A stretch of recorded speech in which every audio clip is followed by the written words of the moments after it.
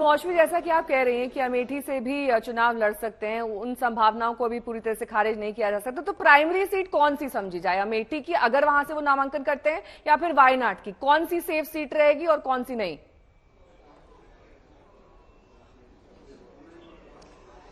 देखिए, अमेठी, जहां तक वायनाड की बात करें नेहा, राहुल गांधी जो 7 अगर असेंबली कॉन्स्टिट्यूएंसीज आप ले लीजिए यहाँ की, तो 50 से 60 हजार की लीड उनकी हर एक विधानसभा क्षेत्र से थी, जो पूरी लोकसभा को बनाती है, जो कि लीड बहुत ज्यादा होती है। 4.5 लाख की लीड, 7 लाख से ऊपर, 4,30,000 की लीड, 7 लाख से ऊपर के वोट। तो मुझे लगता है कि वायनाड जिस तरह से जो इसका यहाँ का ढांचा है, बहुत सेफ सीट राहुल गांधी के लिए मानी जाती है। कांग्रेस का भी गढ़ रहा है, 2009 से कांग्रेस के पास है, जब से ये सीट बनी है। तो कांग्रेस के लिए हालांकि एलडीएफ ने कभी कभी 2014 में सबसे कम वोट मार्जिन था, चुनौती दी थी, तब शाहनवाज साहब सिर्फ 20,000 वोट से जीते थे। लेकिन 19 राहुल गांधी का था, 24 क्या राहुल गांधी का होगा, ये सब बड़ा सवाल है। पर अमेठी का भी रण राहुल गांधी आजमा सकते हैं।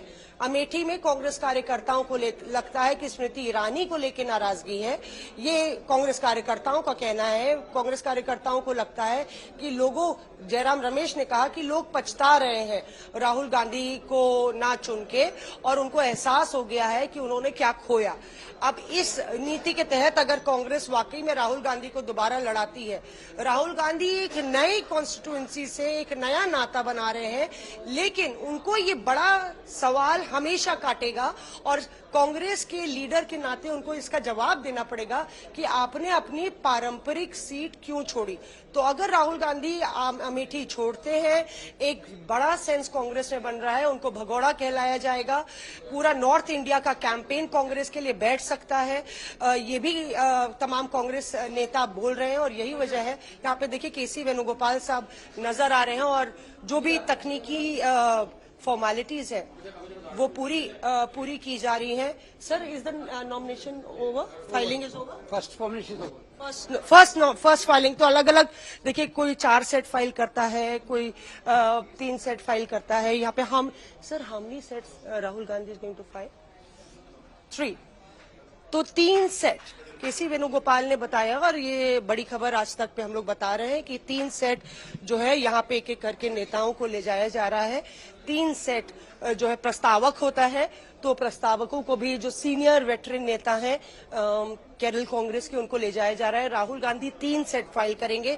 पहला सेट नामांकन का पूरा हो गया है, और लगातार जो प्रक्रिया है नेहा, वो लगातार चल रही है। ठीक है। और मौसमी, जिस तरह से आप जानकारी दे रहे हैं कि अगर अमेठी से चुनाव राहुल गांधी नहीं लड़ते हैं तो एक अच्छा सिग्नल, अच्छा मैसेज नहीं जाएगा, लेकिन अगर इन ऑल प्रोबेबिलिटी ये मान लें कि अमेठी से वो चुनाव लड़ते हैं, और जैसा कि उनके कार्यकर्ता भी पूरी तरीके से मान रहे हैं कि वहां की जनता को ये लगता है कि पिछली बार उन्होंने अमेठी की सीट पर उनको ना चुन के गलती करी है, ऐसे में क्या स्ट्रैटेजी विज़-अ-वी 2019 और 2024 में बदलाव रहेगा स्ट्रैटेजी में?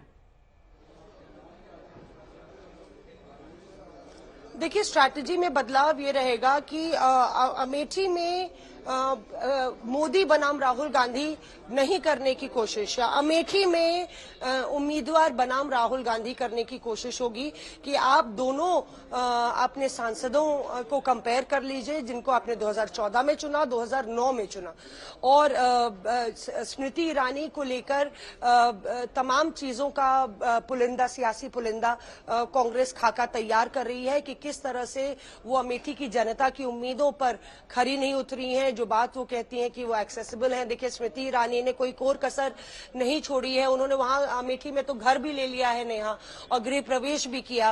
उन्होंने ये वादा किया था, कहा कि हमने वादा किया था कि हम अमेठी को में अपना घर लेंगे, अब मैंने घर बना लिया है, और उन्होंने गृह प्रवेश किया। तो कांग्रेस ने कहा कि वो तो सियासी चुनावी गृह प्रवेश था, और राहुल गांधी का जो जुड़ाव है वो भावनात्मक जुड़ाव है। तो इन सब बातों को ध्यान में रख के कांग्रेस अपनी रणनीति बुनेगी। लेकिन मुझे लगता है कि जो मुश्किल कांग्रेस यूनिट के सामने या कांग्रेस संगठन के सामने आने वाली है, अक्सर ऐसा होता था, 2014 में ऐसा हुआ कि पहले रायबरेली का चुनाव हुआ और उसके बाद अमेठी का हुआ।